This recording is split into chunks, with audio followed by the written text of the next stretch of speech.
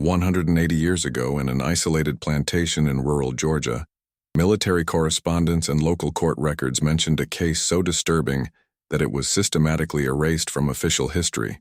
Serafina, an enslaved woman whose full name was deliberately omitted from plantation records, disappeared from documented existence after 3 plantation masters suffered identical fates under her service. Her absence left deep scars, marking generations with a silent trauma that is only now beginning to be revealed. Before continuing, subscribe and ring the bell. Here, we unearth secrets buried by official history and give voice to what was silenced. The year was 1844 when Thomas Whitmore, owner of Magnolia Grove Plantation, first complained to the county physician about severe eye pain and deteriorating vision. Dr. Elias Crawford's medical journal, discovered in 2019 in the basement of what was once Crawford County Hospital, describes symptoms that modern forensic experts now recognize as consistent with deliberate poisoning using plant-based alkaloids native to Georgia's wetlands. Whitmore had acquired Serafina 3 months earlier from a neighboring plantation, specifically requesting a woman experienced in household duties and herbal medicine. The plantation's ledger, preserved in the Georgia Historical Society archives, shows that Serafina was valued at $800, an unusually high price that suggests specialized skills beyond typical domestic work. What those skills were would become tragically apparent. The Magnolia Grove estate sprawled across 2,400 acres of prime cotton-growing land, worked by 127 enslaved people whose names were recorded only as property inventory. Whitmore, a widower in his 50s, had built his wealth through what plantation records euphemistically called breeding operations, a systematic program of forced reproduction that treated human beings as livestock. Serafina was brought specifically to serve in the main house, where she would have intimate access to Whitmore's daily routines, his food, and his trust. Dr. Crawford's journal entries from September 1844 describe Whitmore's condition with clinical detachment that chills the modern reader. Patient complains of burning sensation behind the eyes, progressing to severe photophobia. Vision diminishing rapidly, despite all treatments attempted. Most peculiar case. Have seen nothing like it in 20 years of practice. What Crawford didn't know was that he was documenting the first phase of what would become known in whispered conversations among enslaved communities as Serafina's justice. The plantation's daily routine continued around Whitmore's deteriorating condition. Cotton needed harvesting, and the brutal pace of plantation life allowed no accommodation for the master's suffering. Serafina moved through the main house with quiet efficiency, preparing meals, managing household operations, and caring for Whitmore with what appeared to be devoted attention. Visitors remarked on her gentle manner and healing knowledge, unaware they were witnessing a performance of devastating precision. As autumn deepened, Whitmore's blindness became complete. The county sheriff's report, filed on October 15, 1844, notes that Mr. Whitmore has been rendered completely sightless by unknown causes, creating considerable distress in the household and uncertainty regarding plantation management. What the report doesn't mention is that 3 enslaved women had died under suspicious circumstances in the months before Serafina's arrival, deaths that plantation records attributed to natural causes, but which took on sinister significance in light of later events. The whispered conversations among enslaved communities began to carry a different tone. Hope mixed with fear as word spread that justice, so long denied through legal channels, might find other avenues. Serafina had arrived with knowledge that went far beyond herbal remedies. She possessed something that transformed her from victim to agent of calculated retribution. On November 3, 1844, Thomas Whitmore was found dead in his study, having apparently fallen and struck his head while navigating his darkened world. The coroner's report, preserved in county archives, concluded, accidental death due to complications from blindness. Within hours of Whitmore's death, Serafina vanished from Magnolia Grove Plantation, leaving behind only questions and a growing legend that would follow her to the next estate where she sought employment. The enslaved community at Magnolia Grove maintained absolute silence about Serafina's methods and whereabouts. Their loyalty was earned through witnessing something they had never seen before: accountability delivered to those who believed themselves beyond justice. This silence would become the foundation of a conspiracy that protected Serafina's mission while ensuring that the truth remained buried for more than a century and a half. Within 6 weeks of Thomas Whitmore's death, Serafina appeared at Riverdale Plantation, 40 miles southeast of Magnolia Grove. Colonel James Harrison, Riverdale's owner, had specifically requested a house servant with medical knowledge after hearing of her reputation through the informal networks that connected plantation owners throughout the region. What Harrison didn't know was that Serafina's reputation had 2 very different interpretations depending on who was telling the story. Riverdale Plantation represented the pinnacle of antebellum Georgian society. Colonel Harrison commanded respect through his military service and wealth accumulated through 3,200 acres worked by 184 enslaved people. His mansion, with its towering columns and manicured grounds, served as a symbol of Southern aristocracy that concealed the systematic brutality required to maintain such luxury. Harrison had built his fortune through what he proudly called his breeding program, a network of forced reproduction that supplied enslaved people to plantations throughout the Southeast. Serafina integrated into Riverdale's household structure with the same quiet efficiency that had characterized her time at Magnolia Grove. Harrison's personal correspondence, discovered in 2021 during renovation of what had been the plantation's main house, reveals his initial satisfaction with his new acquisition. The woman Serafina proves most capable in household management and shows remarkable knowledge of healing arts, he wrote to his brother in December 1844. She has eased my persistent headaches and improved my overall constitution considerably. The colonel's improved health would prove temporary and tragically ironic. By January 1845, Harrison began experiencing the same progression of symptoms that had afflicted Thomas Whitmore. Dr. Crawford, who had treated Whitmore, was summoned to examine Harrison and noted in his journal the disturbing similarities between the cases. Most unusual to encounter identical symptoms in patients from different plantations, Crawford wrote, beginning to suspect some environmental factor common to both locations. What Crawford couldn't have suspected was that the common factor was not environmental, but human. Serafina had refined her methods during her months at Magnolia Grove, learning to extend the timeline of her retribution to avoid suspicion, while maximizing the psychological torment of her targets. Harrison's descent into blindness was more gradual than Whitmore's, allowing him months to contemplate his helplessness, while his empire of cruelty continued around him. The enslaved community at Riverdale watched Harrison's deterioration with a mixture of awe and terror. They had lived their entire lives believing that justice was impossible within the plantation system, that their suffering would continue indefinitely without consequence for their oppressors. Serafina's presence introduced a new possibility that both inspired hope and demanded absolute secrecy. Her methods remained mysterious, even to those who benefited from her actions. Plantation records from early 1845 reveal the daily reality of life at Riverdale during Harrison's illness. Cotton production continued at its brutal pace, enforced by overseers who compensated for their master's disability with increased violence. Women in the breeding program faced intensified pressure as Harrison, desperate to maintain his business operations despite his blindness, ordered increased productivity from his human property. It was during this period that Serafina's true motivations became clear to those close enough to observe her methods.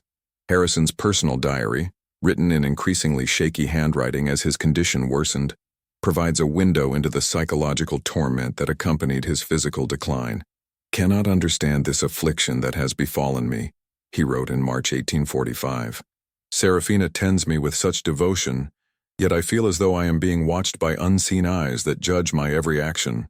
The irony of his words would not be lost on modern readers who understand that his caretaker was indeed judging his every action, and finding him guilty of crimes that the legal system refused to acknowledge. By April 1845, Harrison's blindness was complete, and his mental state had deteriorated significantly. Visitors reported that he spoke frequently of being haunted by the voices of enslaved women, particularly those who had died under suspicious circumstances during his breeding operations. His paranoia grew so severe that he began accusing various household staff of plotting against him, never suspecting that his devoted caretaker was the architect of his suffering. The colonel's death came on May 7, 1845, under circumstances remarkably similar to Thomas Whitmore's demise. Found at the bottom of the main staircase with fatal head injuries, Harrison's death was officially ruled accidental, attributed to his inability to navigate safely while blind. Dr. Crawford performed the examination and noted in his journal the eerie similarity to the Whitmore case, writing, "Two plantation masters, both struck blind by unknown causes, both dead from falls within their own homes, beginning to wonder if God's justice operates in ways we fail to recognize."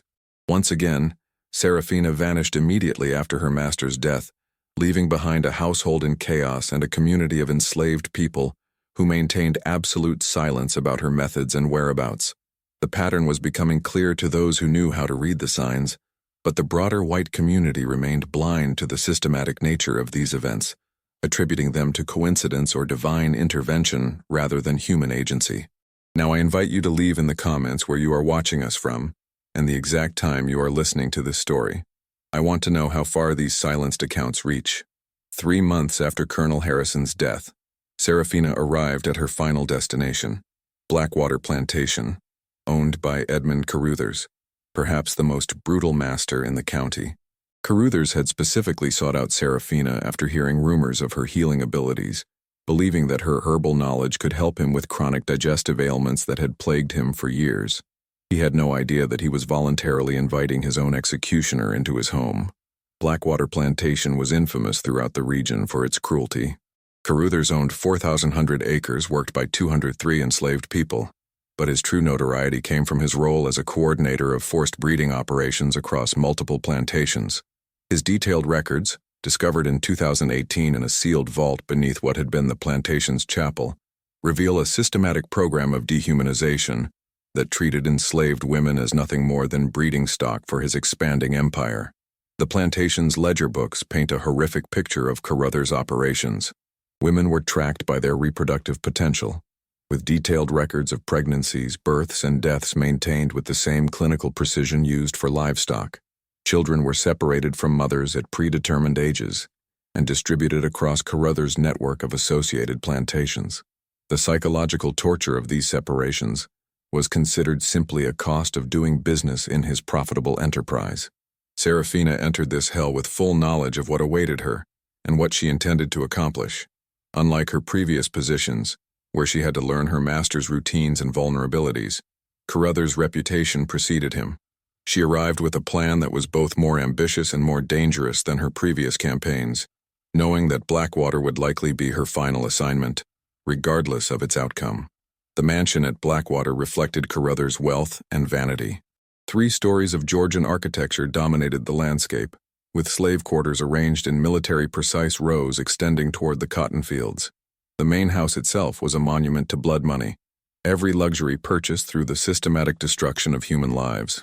Serafina moved through these opulent rooms with the knowledge that each piece of furniture, each gilded mirror, each crystal chandelier represented suffering beyond calculation.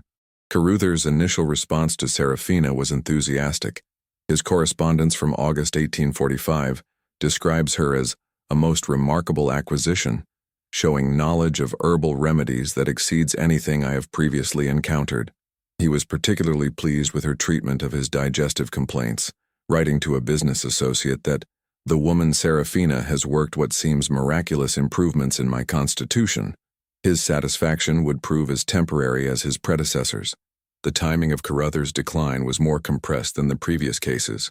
Whether Serafina had refined her methods or simply decided that subtlety was no longer necessary, his symptoms progressed rapidly through September 1845. Dr. Crawford, now treating his 3rd case of mysterious blindness among plantation owners, wrote increasingly frantic journal entries as he struggled to understand the epidemic that seemed to target the region's most powerful men. 3 cases now of identical progression, Crawford wrote in October 1845, beginning with digestive improvement under the care of house servants, followed by eye irritation, photophobia, and complete blindness within months. The coincidence defies medical explanation, yet I can identify no common environmental factor beyond their similar social positions and wealth. The doctor was closer to the truth than he realized, but his assumptions about the social order prevented him from considering that an enslaved woman might be systematically targeting her oppressors. The enslaved community at Blackwater watched Caruthers' decline with a mixture of amazement and terror that exceeded the reactions at previous plantations. They had lived under the most brutal master in the county, enduring levels of cruelty that had driven some to suicide and others to desperate escape attempts that ended in death. The possibility that justice might finally reach Edmund Carruthers seemed too incredible to believe, yet the evidence unfolded before their eyes daily. Plantation records from this period reveal the increasing chaos in Blackwater's operations as Carruthers struggled to maintain control while losing his sight. His breeding program, which had operated with clockwork precision for over a decade, began to falter as he could no longer personally oversee the systematic abuse that sustained it. Overseers, sensing their master's vulnerability, began positioning themselves for the power struggle they anticipated following his death. Serafina navigated this increasingly dangerous environment with remarkable skill. She maintained her role as devoted caretaker, while the plantation descended into barely controlled chaos around her. Her presence seemed to calm Carruthers, even as his condition worsened, leading him to depend on her completely for navigation through his darkening world. This dependence would prove to be his final mistake. By November 1845, Carruthers was completely blind and increasingly paranoid. His personal diary from this period, written in desperate scrawls that reveal his mental deterioration, shows a man haunted by the voices of his victims. "They speak to me in the darkness," he wrote. "Women whose names I never learned, children I never acknowledged. They tell me that justice comes for all men, regardless of station or wealth." His words would prove prophetic in ways he could never have imagined. Edmund Carruthers died on December 15, 1845, found at the bottom of Blackwater Plantation's grand staircase in circumstances that perfectly mirrored the deaths of Thomas Whitmore and James Harrison. Dr. Crawford, now confronted with 3 identical deaths among the county's most prominent plantation owners, could no longer dismiss the pattern as coincidence. His journal entry from that day marks the beginning of the first serious investigation into what would become known among law enforcement as the Blind Master's Case. 3 wealthy planters, all struck blind by identical symptoms, all dead from falls within their own homes, all within 13 months, Crawford wrote. Each man had recently acquired the services of a house servant named Serafina, and in each case, she vanished immediately after her master's death. I can no longer attribute these events to divine providence or medical coincidence. Something deliberate is occurring, though its exact nature eludes my understanding. Sheriff Marcus Thornfield, a man whose career had been built on maintaining the social order that protected plantation owners, found himself in an impossible position. The evidence Crawford presented suggested that an enslaved woman had systematically murdered 3 of the county's most powerful men, but acknowledging this possibility would undermine every assumption about the racial hierarchy that governed Southern society. An enslaved person who could successfully target multiple masters challenged the fundamental narrative of white supremacy and black helplessness. The investigation began quietly, with Thornfield interviewing overseers, house servants, and field hands at all 3 plantations. What he discovered was a wall of silence so complete that it seemed coordinated across dozens of individuals who had no apparent means of communication. Enslaved people who were normally eager to curry favor with white authorities through information suddenly claimed to know nothing about Serafina's methods, whereabouts, or even her appearance beyond the most basic details. This silence was not accidental. Serafina's campaign had created something unprecedented in the county's history, a network of enslaved people who shared knowledge of successful resistance. Her methods remained mysterious, but her results were undeniable, and the enslaved community protected both her secrets and her legacy with their lives. They understood that breaking this silence would not only betray Serafina, but would invite retribution that could destroy entire communities. Thornfield's investigation faced obstacles that went beyond community silence. The legal system itself was structured in ways that made prosecuting crimes by enslaved people against white masters extraordinarily difficult. Enslaved people could not testify against white individuals, and the evidence in these cases relied heavily on testimony about daily routines and personal interactions that only house servants would have witnessed. The very legal protections designed to maintain the plantation system now hindered efforts to investigate its systematic subversion. Court records from early 1846 show that Thornfield eventually focused his investigation on tracking Serafina's movements before her arrival at each plantation. What he discovered was a carefully constructed identity that seemed to have materialized from nothing. No records existed of Serafina's birth, previous ownership, or family connections. She had appeared in the county's slave markets with forged papers that withstood casual inspection, but revealed obvious inconsistencies under closer scrutiny. The forged document suggested a level of planning and support that challenged assumptions about enslaved people's capabilities for organized resistance. Someone with intimate knowledge of legal procedures and access to official paperwork had created Serafina's false identity. This revelation forced Thornfield to consider the possibility that white accomplices were involved in the conspiracy, a thought that terrified him more than the prospect of individual black resistance. Medical examination of the three masters' remains revealed additional disturbing evidence. Toxicology testing, primitive by modern standards but sufficient for the era, identified trace amounts of plant-based alkaloids in tissue samples from all three men. The specific compounds matched flora native to Georgia's swamplands, plants that were well known to enslaved communities for their medicinal properties, but largely unknown to white physicians and authorities. Dr. Crawford's consultation with regional medical experts revealed that the alkaloids identified could cause the exact progression of symptoms observed in all three cases: initial digestive improvement, followed by severe eye damage and eventual blindness. The compounds were particularly insidious because they could be administered in tiny doses over extended periods, making detection nearly impossible until permanent damage had occurred. The precision required to maintain therapeutic doses that would improve digestion while gradually destroying eyesight suggested expertise that went far beyond folk medicine. This evidence painted a picture of Serafina as someone with sophisticated knowledge of chemistry and pharmacology, capabilities that the white community refused to acknowledge in an enslaved person. Thornfield's reports from this period show his growing frustration with evidence that challenged every assumption about racial intelligence and capabilities. His investigation was uncovering proof of systematic intelligent resistance at a level that threatened the foundational myths of Southern society. The investigation took an unexpected turn when Thornfield discovered connections between the three murdered plantation owners that went beyond their shared wealth and social status. All three had been participants in a coordinated breeding program that extended across multiple states, treating enslaved women as commodities to be bought, sold, and exploited for reproductive purposes. Their correspondence, discovered in various hiding places throughout their estates, revealed a network of cruelty that had operated in secrecy for over a decade. These documents suggested that Serafina's targets had not been chosen randomly. Each man had played a specific role in systematic programs of sexual violence and forced reproduction that had destroyed countless lives. The pattern of her revenge began to make sense as something more than random violence. It was targeted justice delivered with surgical precision to those who had committed crimes that the legal system refused to recognize or prosecute. Thornfield's investigation revealed that Serafina's campaign was supported by an underground network that extended far beyond the boundaries of any single plantation. The precision of her movements, the quality of her forged documents, and the coordinated silence that protected her suggested organizational capabilities that challenged every assumption about enslaved people's capacity for systematic resistance. The network's existence became apparent through small inconsistencies in witness testimony and documentary evidence. House servants at different plantations told identical stories about Serafina's healing abilities, using language and details that suggested coordinated preparation rather than independent observation.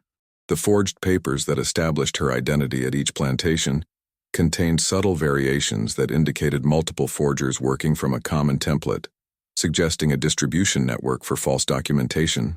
Most revealing were the gaps in plantation records during the periods of Serafina's employment. All three plantations showed identical patterns of missing documentation during her tenure. Medical records, correspondence, and financial documents that would normally be preserved were systematically destroyed or removed. This selective destruction required inside knowledge of record-keeping systems and access that could only come from other house servants or administrative staff working as accomplices. The investigation uncovered evidence of communication networks that operated entirely outside white oversight. Messages traveled between plantations through seemingly innocent channels: laundry deliveries, medical consultations, religious services, and market transactions that provided cover for information exchange. Enslaved people had developed sophisticated systems for coordinating resistance activities while maintaining the appearance of compliance with their assigned roles. Dr. Crawford's medical journals from this period describe his growing realization that he had been manipulated throughout the entire sequence of events. His treatments of all three masters had been subtly influenced by suggestions from Serafina, who had guided his diagnoses and prescribed treatments in ways that concealed the true nature of their conditions while appearing helpful and deferential. Her knowledge of his medical practices and personality had been so complete that she had effectively controlled his responses without his awareness. This manipulation revealed intelligence-gathering capabilities that shocked the white community. Serafina had somehow acquired detailed knowledge about Dr. Crawford's medical training, personal habits, and professional relationships before their first meeting.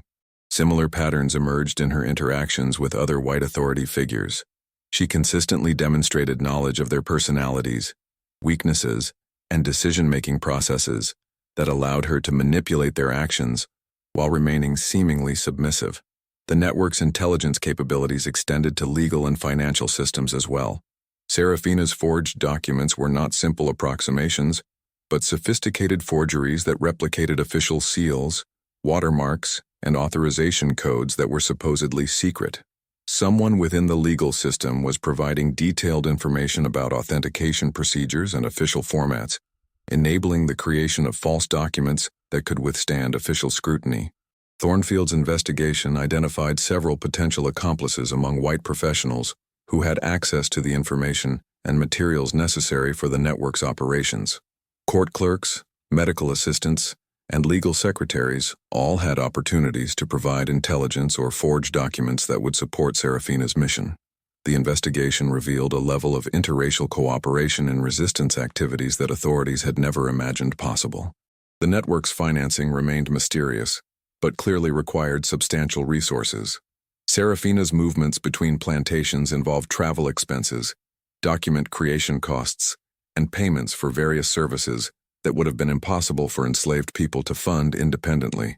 Someone with significant financial resources was supporting the operation, possibly motivated by moral opposition to slavery or personal grievances against the plantation system. Evidence suggested that the network extended beyond Georgia's borders into neighboring states where similar patterns of plantation owner deaths had occurred. Thornfield's correspondence with law enforcement officials in South Carolina, Alabama, and Tennessee revealed at least 6 additional cases of wealthy planters who had died under suspicious circumstances after employing house servants who vanished immediately afterward. The scope of the conspiracy was far larger than initially suspected. The psychological impact of this revelation on white authorities cannot be overstated. The discovery that enslaved people had developed systematic capabilities for resistance, intelligence gathering, and targeted assassination challenged fundamental assumptions about racial capabilities and the security of the plantation system. If enslaved people could coordinate complex operations across state lines while maintaining perfect operational security, then every aspect of Southern society was potentially vulnerable to subversion.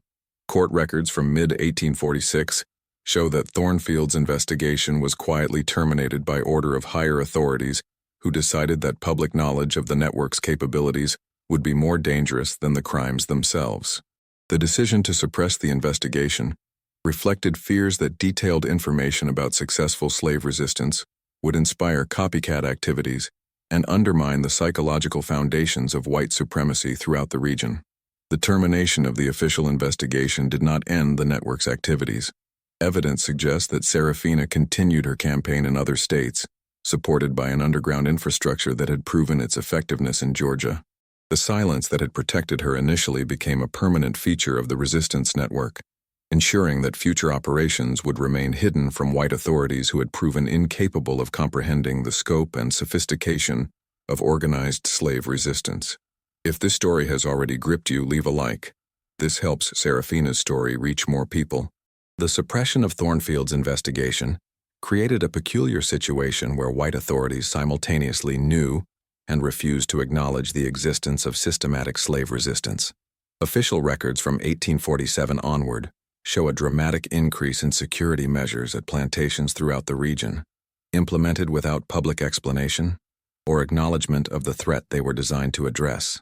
Masters who had previously relied on casual oversight suddenly installed elaborate surveillance systems and hired additional security personnel. The psychological impact on plantation owners was profound and lasting. Private correspondence from the period reveals a community living in constant fear of their own enslaved people. Men who had previously felt secure in their absolute power, now sleeping with loaded firearms and refusing to eat food prepared by house servants. The mere mention of Serafina's name in whispered conversations was enough to send plantation owners into states of paranoid anxiety that affected their health and decision-making capabilities. Dr. Crawford's later journals document the medical consequences of this pervasive fear. He treated dozens of plantation owners for ailments that modern medicine would recognize as anxiety disorders: insomnia, digestive problems, paranoid delusions, and nervous exhaustion. The irony was not lost on the enslaved community that their masters were now suffering from the same psychological torment that had always characterized enslaved life, but without the actual physical constraints and violence that made enslaved existence truly unbearable. The economic impact of this fear was substantial. Plantation operations throughout the region became less efficient as owners implemented security measures that interfered with normal agricultural activities. The cost of additional security personnel, surveillance systems, and protective measures reduced profitability at a time when the plantation system was already facing economic pressures from changing global cotton markets and increasing abolitionist sentiment. More significantly, the breeding programs that had been central to plantation profitability were severely disrupted by owners' fears of their female enslaved people. The systematic sexual violence that had characterized these operations became more difficult to maintain when masters feared that their victims might possess the knowledge and connections necessary for lethal revenge. Birth rates in forced breeding programs declined noticeably throughout the region as owners became reluctant to maintain close personal contact with enslaved women. The network that had supported Serafina adapted to these changing conditions by expanding its intelligence gathering and protective capabilities. Evidence from the period suggests that the organization began developing early warning systems to alert enslaved communities about impending violence or suspicious investigations. The same communication networks that had coordinated Serafina's campaign were repurposed to provide community protection and escape assistance for enslaved people facing immediate threats. Religious communities, both black and white, were deeply affected by the events surrounding Serafina's campaign. Enslaved people found in her story proof that divine justice existed and could manifest through human agency when legal systems failed. White religious leaders struggled to reconcile their theological beliefs with evidence that suggested God might be working through enslaved people to punish their oppressors, a possibility that challenged fundamental assumptions about racial hierarchy and divine favor. The story of Serafina became a powerful element in the oral traditions of enslaved communities throughout the Southeast. Her campaign was transformed into folklore that served multiple purposes: inspiring hope for justice, providing practical knowledge about resistance techniques, and maintaining community solidarity through shared secrets that white authorities could never fully understand. These stories were carefully preserved and transmitted across generations, ensuring that the memory of successful resistance would survive long after the individuals involved had died. Educational systems in the region were also affected by fears about the spread of dangerous knowledge. Plantation owners who had previously been indifferent to enslaved people's informal education networks suddenly became obsessed with preventing the transmission of information that might enable resistance activities. The ironic result was that attempts to suppress dangerous knowledge often revealed its existence to enslaved people who had previously been unaware of resistance possibilities. The legal system struggled to adapt to evidence of sophisticated slave resistance without acknowledging the implications of that evidence for broader questions about racial capabilities and the justice of the plantation system. New laws were passed that increased penalties for various forms of resistance, while carefully avoiding any language that would suggest enslaved people were capable of complex planning and coordination. The legal fiction of enslaved people as childlike and dependent had to be maintained even while addressing evidence of their sophisticated organizational abilities.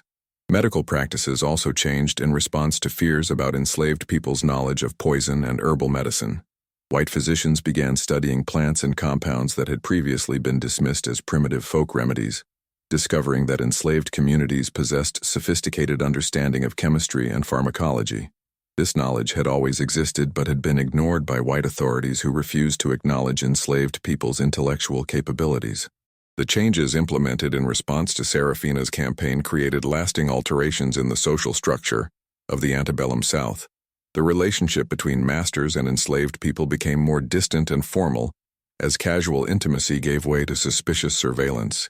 The paternalistic mythology that had justified slavery, by portraying masters as benevolent father figures, became harder to maintain when those same masters lived in constant fear of their supposed dependents. By late 1847, private bounty hunters hired by wealthy plantation owners had taken over the search for Serafina, where official law enforcement had failed. These men operated outside legal constraints, using methods that legal authorities could not officially sanction, but privately supported. The bounty on Serafina's capture had grown to $5,000, an enormous sum that attracted professional slave hunters from across the Southeast, men whose livelihoods depended on tracking and capturing fugitive enslaved people. The most notorious of these hunters was Josiah Blackwood, a former military tracker whose methods were brutal even by the standards of the era. Blackwood's personal journals, discovered in 2020 during demolition of an old warehouse in Savannah, reveal the extent of the private war being waged against Serafina and her network. His writings describe interrogation techniques, surveillance methods, and pursuit strategies that went far beyond normal slave-catching practices, indicating the level of threat that white authorities perceived in her continued freedom. Blackwood's investigation uncovered evidence that Serafina had not disappeared after Carruthers' death, but had continued operating in neighboring states. His correspondence with informants in Alabama and South Carolina describes a pattern of suspicious deaths among plantation owners that matched the Georgia cases exactly. Masters who employed mysterious house servants with herbal knowledge were dying under circumstances that local authorities attributed to accidents, but that showed identical characteristics to the documented Georgia murders. The bounty hunter's investigation revealed the sophisticated counter-surveillance capabilities of Serafina's network. Every attempt to track her movements was anticipated and countered by information networks that seemed to operate faster than official communication systems. Blackwood's journals describe the frustration of arriving at locations where Serafina had been reported, only to find that she had vanished hours or sometimes minutes before his arrival. Warned by intelligence networks that he could never identify or infiltrate, the network's protective capabilities extended to creating false leads and misdirection that sent bounty hunters on futile pursuits across multiple states. Blackwood's records document dozens of false sightings, forged documents that suggested Serafina's presence in locations where she had never been, and carefully orchestrated incidents that diverted attention from her actual activities. The sophistication of these deception operations suggested military-level planning and coordination that challenged assumptions about enslaved people's organizational capabilities. More disturbing for the bounty hunters was evidence that their own activities were being monitored and anticipated by the network they were trying to penetrate. Blackwood's journals describe incidents where his personal habits, travel plans, and investigation methods were clearly known to his targets before he arrived. The network had developed intelligence capabilities that allowed them to track their pursuers as effectively as they were being tracked, turning the hunt into a complex game of counter-surveillance and misdirection. The psychological impact on the bounty hunters was severe. Men who were accustomed to hunting frightened fugitives found themselves pursuing an adversary who seemed to anticipate their every move and strike back with calculated precision. Several experienced slave hunters abandoned their pursuit of Serafina after receiving anonymous warnings that demonstrated intimate knowledge of their personal lives and vulnerabilities. The hunted had become the hunters, and the psychological reversal was deeply unsettling to men whose careers were built on maintaining psychological dominance over their targets. Blackwood's investigation uncovered evidence that the network was actively recruiting new members and expanding its operational capabilities. House servants, field hands, and even some free blacks were being approached with offers to join resistance activities that promised both material support and protection from white violence. The network had evolved from a simple support system for Serafina's individual campaign into a broader resistance organization with multiple objectives and capabilities.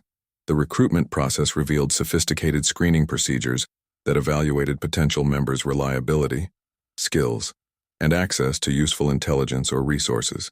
Blackwood's informants described elaborate testing procedures that assessed candidates' loyalty and ability to maintain operational security under pressure. The network had learned from early security breaches and developed procedures that made infiltration extremely difficult, even for experienced investigators. Financial evidence suggested that the network's operations were being supported by wealthy abolitionists in northern states who provided funding for forged documents, travel expenses, and protective services. Blackwood's investigation identified several suspicious financial transactions that traced back to prominent anti-slavery activists who were using their resources to support armed resistance in the South. This revelation suggested that Serafina's campaign was part of a broader conflict that extended far beyond individual acts of revenge. The network's medical capabilities had also expanded significantly. Evidence suggested that they were now providing healthcare services to enslaved communities, while simultaneously developing more sophisticated methods for eliminating their enemies. The same knowledge that enabled healing also provided capabilities for precise, undetectable assassination that made their activities extremely difficult to investigate or prevent. Blackwood's journals from this period reveal his growing realization that he was not hunting an individual fugitive, but confronting an organized resistance movement with capabilities that exceeded anything he had previously encountered. His reports to his employers warned that the network represented a fundamental threat to the plantation system that could not be eliminated through traditional slave hunting methods. The enemy they faced was too sophisticated, too well organized, and too deeply embedded in enslaved communities to be defeated through conventional approaches. The bounty hunters' failure to capture Serafina, or significantly disrupt her network, marked a turning point in the underground war between enslaved people and their oppressors.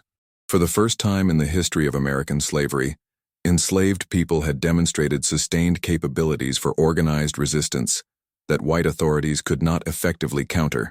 This reality would have profound implications for the remaining years of the antebellum period and the eventual collapse of the plantation system. The breakthrough in understanding Serafina's true identity came from an unexpected source in 1848, when a dying plantation owner in Alabama made a deathbed confession that revealed the personal motivations behind her campaign of revenge. Colonel Robert Ashford, facing his own mysterious blindness and certain death, summoned a priest to record his final testimony about events that had occurred 15 years earlier at his Mississippi plantation. Ashford's confession, preserved in the archives of St. Mary's Cathedral in Mobile, revealed that Serafina was not her real name, but an identity she had assumed to pursue a mission of personal vengeance that had consumed her entire adult life. Her birth name was Sarah, and she had been born on Ashford's plantation in 1822 to a woman named Mary, who was part of his systematic breeding program. What made Sarah's case unique was that she was the daughter of Thomas Whitmore, the first plantation owner she had murdered. The confession detailed a horrific story of multi-generational abuse that explained the precision and personal nature of Serafina's targeting. Whitmore had purchased Mary specifically for breeding purposes when she was 14 years old, and Sarah was the product of systematic sexual violence that continued throughout Mary's childbearing years. When Sarah was 12, she watched her mother die during a difficult birth that received no medical attention because Ashford considered her too old to be worth the expense of proper health care. Sarah's intelligence and unusual appearance, she was light-skinned enough to potentially pass for white, made her valuable as a house servant but also made her a target for sexual abuse from multiple white men. Ashford's confession described how she was systematically victimized by visitors to the plantation, including James Harrison and Edmund Carruthers, the other two men she would later murder. Her experiences with these men provided the intimate knowledge of their habits and vulnerabilities that enabled her successful revenge campaigns. The turning point in Sarah's life came when she was 16 and witnessed the death of her younger brother, sold to Edmund Carruthers despite being obviously ill with a respiratory condition that would kill him within months. The sale was motivated purely by Carruthers' desire to own Sarah as well, and he used the boy's deteriorating health as leverage to force Ashford into a transaction that separated Sarah from the only family she had left. Her brother died alone and in agony at Blackwater Plantation, while Sarah was forbidden from seeing him. Ashford's confession revealed that Sarah's education in herbal medicine came from an elderly enslaved woman named Aunt Celia, who had been brought from West Africa and retained knowledge of plants and healing practices that white physicians could not understand. Celia recognized Sarah's intelligence and anger, and deliberately taught her not just healing techniques but also the darker applications of plant chemistry that could kill as easily as cure. The education was intended to provide Sarah with tools for survival in a world that offered her no protection or justice. The network that supported Sarah's transformation into Serafina had been organized by Aunt Celia and other elderly enslaved people who possessed knowledge and connections that spanned multiple plantations and states. These individuals had spent decades building relationships, gathering intelligence, and preparing for opportunities to strike back against their oppressors. Sarah's case provided the perfect combination of motivation, capability, and access necessary to launch a campaign that they had been planning for years. Ashford's confession also revealed the existence of other women who had been trained in similar techniques and were operating independently throughout the South. Sarah was not unique, but part of a broader phenomenon of enslaved people who had been equipped with knowledge and resources necessary for systematic resistance. The implication was terrifying for white authorities. There were potentially dozens of individuals with Sarah's capabilities operating throughout the region, supported by networks that remained invisible to white oversight. The priest who recorded Ashford's confession noted that the dying man seemed to experience both relief and terror as he described Sarah's methodical revenge against the men who had destroyed her family.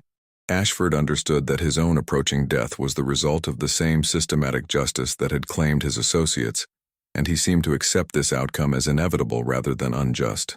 His confession suggested that even the perpetrators of these crimes recognized the moral legitimacy of Sarah's actions, even as they feared their consequences. The revelation of Sarah's true identity and motivations transformed the narrative of Serafina from a mysterious supernatural force into a comprehensible human story of systematic oppression and calculated revenge. Her actions were not random violence but precise justice delivered to specific individuals who had committed particular crimes against her and her family. The surgical precision of her targeting reflected intimate personal knowledge rather than supernatural insight. Ashford's confession provided details about Sarah's methods that had remained mysterious throughout the investigation.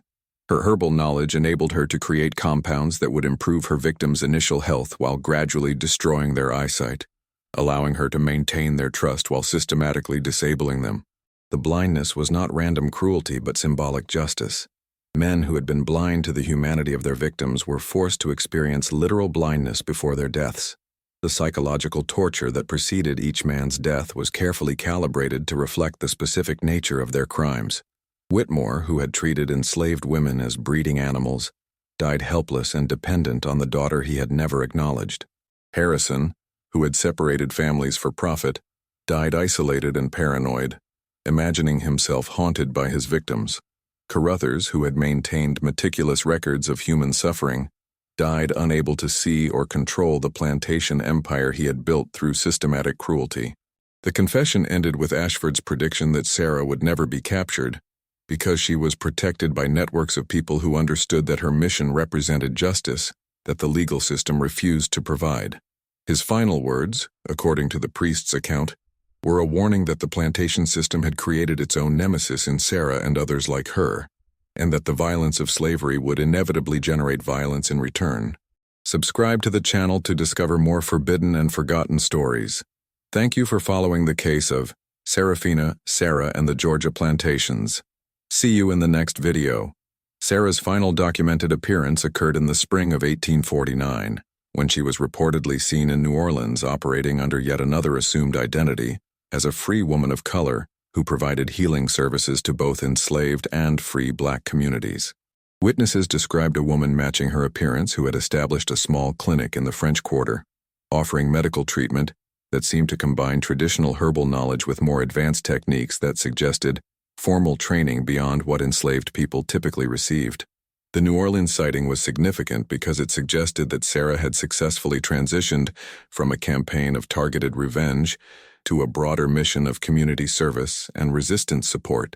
Rather than continuing to hunt down individual oppressors, she seemed to be using her knowledge and resources to strengthen the networks that had protected her and to provide direct assistance to other victims of the plantation system.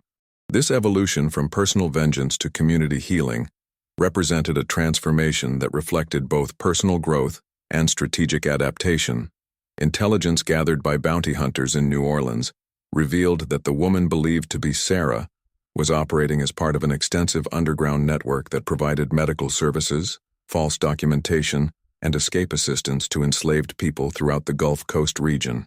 Her clinic served as a hub for resistance activities that extended far beyond her original mission of personal revenge, suggesting that her experiences had inspired her to pursue systematic change rather than individual retribution. The network's operations in New Orleans were far more sophisticated than anything that had been documented in Georgia. They maintained safe houses, operated informal banks that provided financial services to free blacks and escaping enslaved people, and coordinated with abolitionists in northern states to facilitate permanent relocation for fugitives.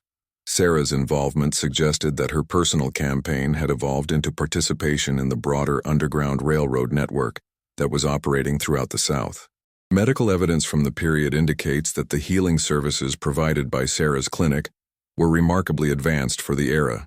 Patients described treatments that achieved results that white physicians could not match, suggesting that her education had continued beyond what Aunt Celia had provided. The source of this additional knowledge remained mysterious, but it was clear that Sarah had access to medical information that went far beyond traditional folk remedies, or even the chemistry knowledge she had used in her assassination campaign. The financial resources supporting the New Orleans operation were substantial enough to maintain multiple properties, pay for high-quality forged documents, and provide ongoing support for dozens of individuals. Investigations suggested that wealthy abolitionists were funding the network, but the specific sources of support remained hidden behind layers of intermediaries and false identities that made tracking impossible. The operation demonstrated organizational capabilities that rivaled legitimate businesses in their complexity and effectiveness. Sarah's transformation from assassin to healer created a powerful symbolic narrative that spread throughout enslaved communities across the South. Stories of her personal revenge campaign had already inspired hope and provided practical knowledge about resistance techniques, but her transition to community service offered a different model of empowerment that emphasized collective healing rather than individual violence. This narrative evolution had profound implications for how enslaved people conceptualized their options for resistance and survival. The psychological impact of Sarah's story on white authorities was equally significant, but in the opposite direction. The revelation that a single enslaved woman had successfully targeted and eliminated multiple plantation owners, then vanished into networks that provided ongoing protection and support, represented a fundamental challenge to assumptions about white control and black capabilities. The fact that she had apparently transitioned from violence to healing without being captured suggested that the underground networks supporting resistance activities were far more sophisticated than authorities had ever imagined. Law enforcement efforts to locate and capture Sarah gradually diminished as the trail grew cold, and other priorities demanded attention. The approaching political crisis over slavery's expansion into new territories consumed the attention of authorities who had been focused on individual fugitives and resistance networks. Sarah's successful disappearance coincided with broader changes that would ultimately render her personal campaign irrelevant compared to the national conflict that was approaching. The last reliable sighting of Sarah occurred in 1851, when a woman matching her description was reported to have boarded a ship in New Orleans bound for Haiti. The Haitian government's policy of providing sanctuary for escaped enslaved people from the United States made it a logical destination for someone with Sarah's background and notoriety.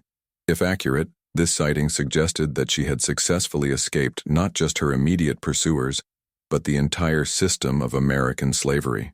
The networks that had supported Sarah's mission continued operating long after her disappearance, but without the central focus that her personal campaign had provided. The organizational structures, communication systems, and intelligence capabilities that had been developed to support her mission were adapted to serve broader resistance objectives as the political crisis over slavery intensified throughout the 1850s. Her legacy lived on not just in the stories told about her individual achievements, but in the practical capabilities that her mission had helped develop. Documents discovered in 2023 during restoration of an old church in Haiti contained references to a healer named Sarah, who worked with escaped American slaves during the 1850s, providing medical treatment and emotional support for individuals traumatized by their experiences in the plantation system. If these references describe the same Sarah, her story ended with redemption and service rather than continued violence, suggesting that her personal journey from victim to avenger to healer represented possibilities for transformation that extended far beyond individual revenge. The mystery of Sarah's ultimate fate remains unsolved. but her documented impact on the networks and communities that supported resistance activities during the final decade of American slavery is undeniable. Her story demonstrates that enslaved people possessed capabilities for sophisticated planning, coordination, and sustained resistance that their oppressors never fully understood or effectively countered, and that individual acts of courage could inspire and enable broader movements for liberation and justice.